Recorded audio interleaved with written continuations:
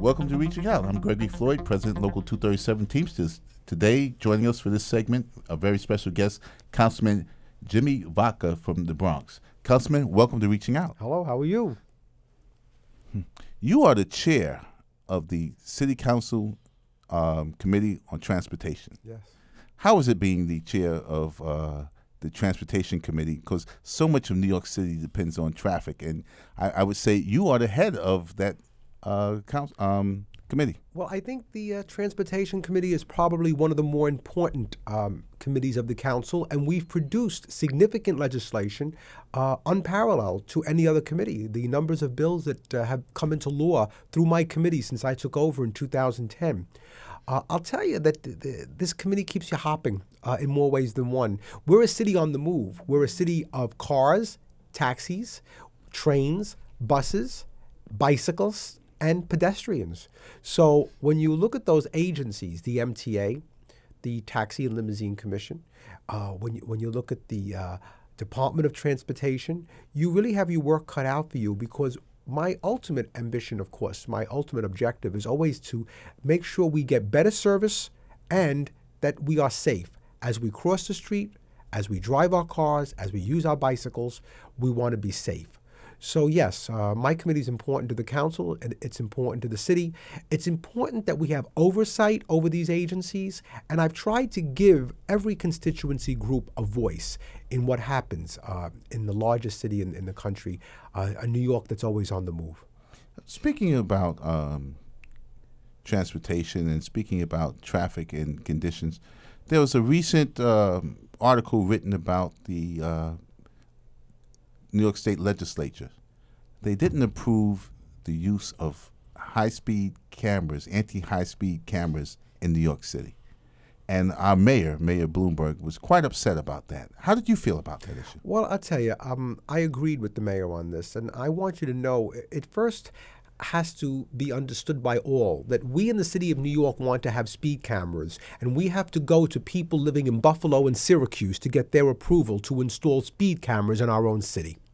That put aside, when we went to Albany, the speed cameras were not received well. I think there's still time for Albany to act. I hope they do. We are a city where people sometimes are in a hurry to go nowhere fast. And when they drive their cars, they speed 20, 30, and 40 miles above the speed limit that's posted. So we have pedestrians who are often at risk, and we have other motorists who are at risk. So I do not think it's unreasonable for the city of New York to ask for 20 to 40 speed cameras in the entire city, with priority given to schools and senior citizen centers. That's what we asked for. And for Albany not to act, I think it's jeopardizing the safety of New Yorkers, and that's what we're here to uphold. We have incident after incident where people may say they're not aware that the speed limit is 30 miles an hour. So if you're going 5 miles above the speed limit, that's one thing. When you're going 30 miles above the speed limit, well, I'm sure you know that that's wrong.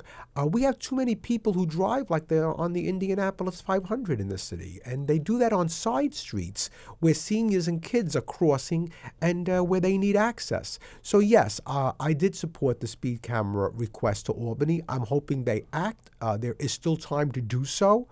It would be one tool that we could use in the toolbox, because there are other ways to control speeding, and my committee has advocated other ways. This is not the only way. Speed cameras are not the only answer. In fact, those who oppose speed cameras say we need more police to enforce these speeding laws. I say, of course we need more police.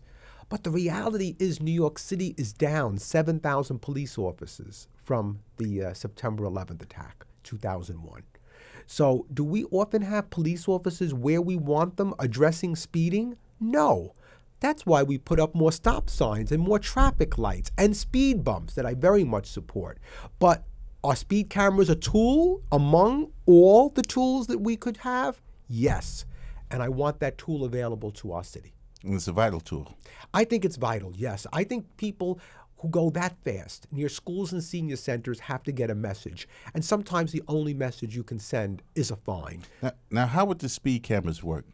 They would take the license plate number of a car going significantly above the speed limit near schools and near senior centers. And there would only be 20 to 40 locations where they would operate in the entire city of New York. So this is not a way to raise revenue. No one more than me, I think, on the council has been a voice against the I gotcha ticket, where somebody parks for 10 minutes to drop his elderly mother off at a doctor, and when they come back, they get a $125 ticket. That's an I gotcha ticket. And we in New York City have used those I gotcha tickets as a way to raise revenue and penalize people who are going about their business every day. Those people may be wrong, but the punishment often does not fit the crime, and those tickets are used to gain revenue for the city. So every time you hear an elected official say, well, we haven't raised taxes in 7 years. No, you haven't raised taxes in 7 years, but you raised every conceivable fee available to you. And you've taxed people with a hidden tax, and those hidden taxes have all combined to produce such frustration and anger. So these speed cameras don't represent to me a way to raise revenue. I'm not supporting it for that reason, and it's not going to hopefully generate much revenue. I don't want them to generate any revenue. I want people to understand that either you're part of the problem or you're part of the solution. And something like this, speed cameras along our very vulnerable locations, I think sends a message to a lot of people that we're serious. New York City has many busy streets, but some are more busier and dangerous than others, like the Grand Concourse in the Bronx, Queens Boulevard in Queens, McGinnis Boulevard in Brooklyn, for examples. Would speed cameras also be on those streets? Well, we'd have to do an assessment once we get approval from Albany. You mentioned certain locations I'm very much aware of. I've been on Queens Boulevard several times. I know the Grand Concourse in the Bronx, Fordham Road in the Bronx, many other locations. These intersections, these locations are rated dangerous by the city of New York, and speeding is a major problem. Come to the Grand Concourse and tell me that we don't need speed cameras. Let the people from Buffalo and Rochester and other places in Long Island who are telling us that they don't want speed cameras, let them come to these communities and tell these people that the speeding taking place is acceptable, that the police should drop anything else they're doing to address speeding. We don't have those type of resources, and we can't promise a continuity of resources.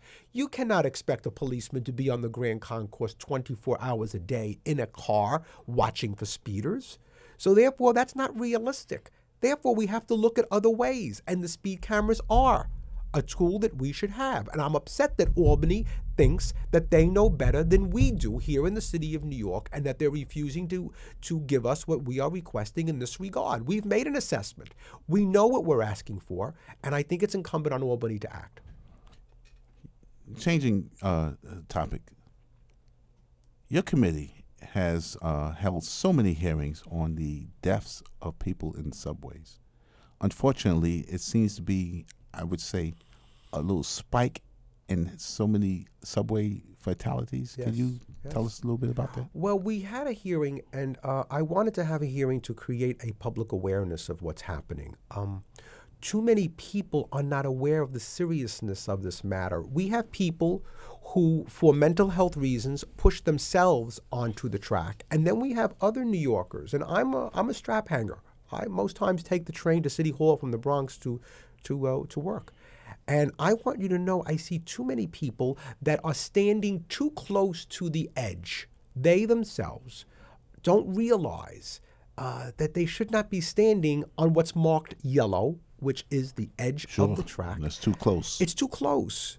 And they're there reading a newspaper, looking on their cell phones, or listening to music. Well, if there's someone who has mental health issues or someone of a criminal nature that's behind you, you may not even know it, and you may end up being a victim of a push out.